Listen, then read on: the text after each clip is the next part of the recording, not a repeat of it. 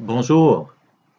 Alors, dimanche 29 mars, nous poursuivons notre retraite de quarantaine spirituelle et je vous propose aujourd'hui un brin d'homélie.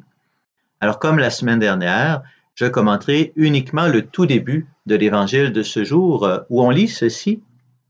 Lorsque Jésus arriva à Béthanie, Marthe partit à sa rencontre et lui dit, Seigneur, si tu avais été ici, mon frère ne serait pas mort.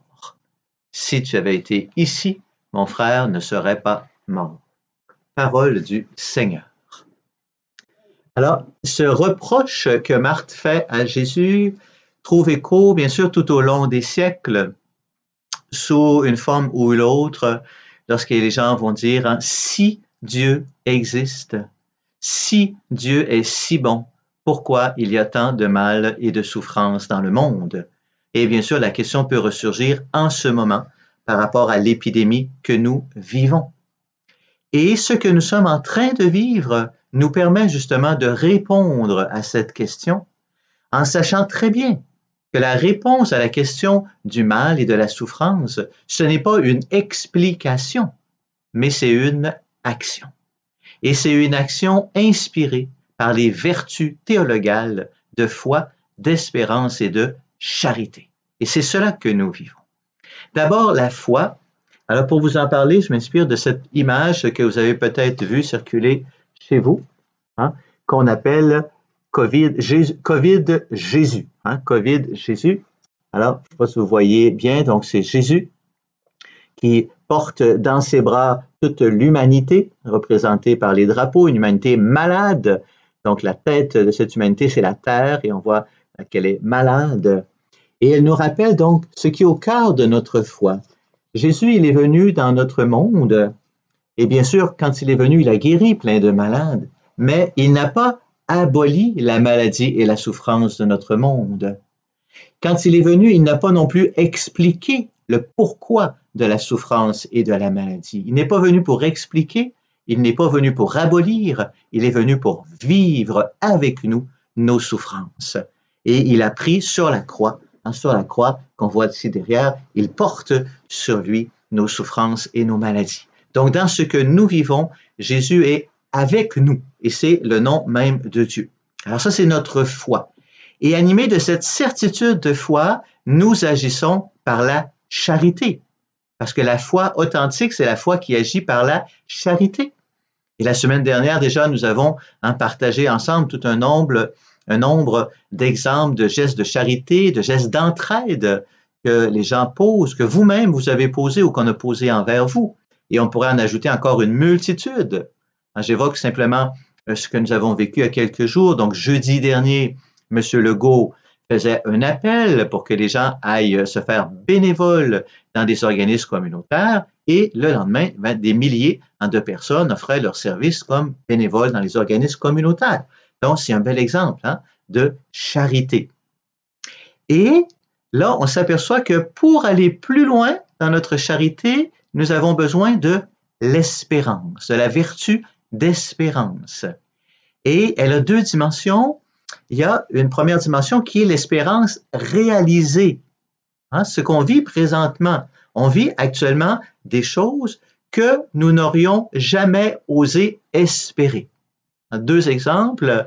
Un premier qui concerne l'environnement. Il y a quelques mois à peine, des milliers de personnes descendaient dans les rues pour revendiquer pour le climat.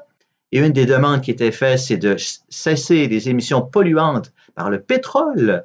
Et voilà qu'à travers ce petit virus, effectivement, il y a beaucoup moins de dépenses de pétrole. Et en plus, cela s'accompagne d'une diminution du prix du pétrole, alors que dans les revendications, on suggérait humainement d'augmenter le prix du pétrole. Vous voyez, on n'aurait jamais osé espérer.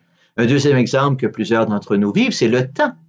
Il y a 3 semaines à peine, on était encore dans nos courses folles. On disait, quand est-ce que je vais avoir du temps pour être avec mes enfants ou pour me retrouver dans le silence ou pour faire du ménage? Et voilà que, à travers cette épidémie, on a le temps. Mais la question qui est dans tous les cœurs et dans tous les esprits, c'est et après? Qu'est-ce qui va se passer après? Est-ce que ces choses merveilleuses que nous expérimentons dans la simplicité de notre vie, est-ce que cela va durer? Hein? Et lorsqu'on parle de la question de la durée, on se rapproche de la question de l'éternité. Et lorsqu'on pose la question de l'éternité, alors on pose la question de Dieu. Dieu seul est celui qui peut durer. Dieu seul est celui qui est stable, éternellement stable. Nous, nous savons que le cœur humain est instable. L'être humain est instable. Il ne peut pas se fier à lui-même. Alors, dans notre espérance que cela dure, nous sommes ramenés à la foi. Oui? Nous sommes ramenés à fonder notre espérance sur notre foi en Dieu. Et qu'est-ce que notre foi en Dieu fait? Elle nous amène à une charité encore plus grande, ou bien une charité encore plus profonde. Et nous sentons bien que dans les jours qui viennent, les semaines qui viennent, il ne suffira pas de poser des gestes d'entraide entre nous et de nous soutenir. Il va falloir aller plus loin dans la charité. Par exemple, il va falloir avoir une charité qui va se faire patience. À mesure que les jours et les semaines vont s'accumuler, on sent qu'on aura besoin de patience. Il va falloir une charité qui va se faire honnêteté, rigoureuse honnêteté. Hein, là, les gouvernements nous offrent des secours financiers d'urgence. Et la question a déjà été évoquée par les journalistes. Hein, est-ce qu'on ne sera pas tenté de vouloir profiter de ces secours d'urgence? Mais nous savons bien, comme chrétiens, que les secours d'urgence ne sont pas là pour qu'on en profite. Les secours d'urgence sont là pour ceux qui en ont réellement besoin. Et là, vous voyez que notre vie comme baptisés nous amène à mener une bataille qui n'est pas seulement la bataille contre le coronavirus, cette bataille à laquelle nous invite notre Premier ministre. Bien sûr, comme citoyens, nous en sommes solidaires. Après cette bataille, il y aura aussi une bataille économique et sociale. Encore une fois, comme citoyens, nous en serons solidaires. Mais comme baptisés, nous sentons que nous devons livrer une bataille complémentaire contre le virus qui infecte le cœur humain. Et c'est cela qui va permettre la durée. C'est dans la mesure où le cœur humain sera profondément transformé.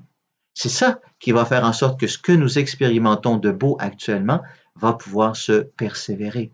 Et c'est le sens, bien sûr, vous avez compris, de cette retraite de quarantaine spirituelle que je vous propose pour que nous puissions creuser notre cœur et laisser Jésus, on pourrait dire laisser COVID Jésus, venir guérir les profondeurs du cœur humain, afin que notre charité et notre foi soient stables et que ce que nous vivons en ce moment puisse porter du fruit qui demeure.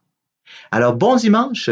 Donc, je vous accompagne de ma bénédiction au nom du Père, du Fils et du Saint-Esprit. Amen.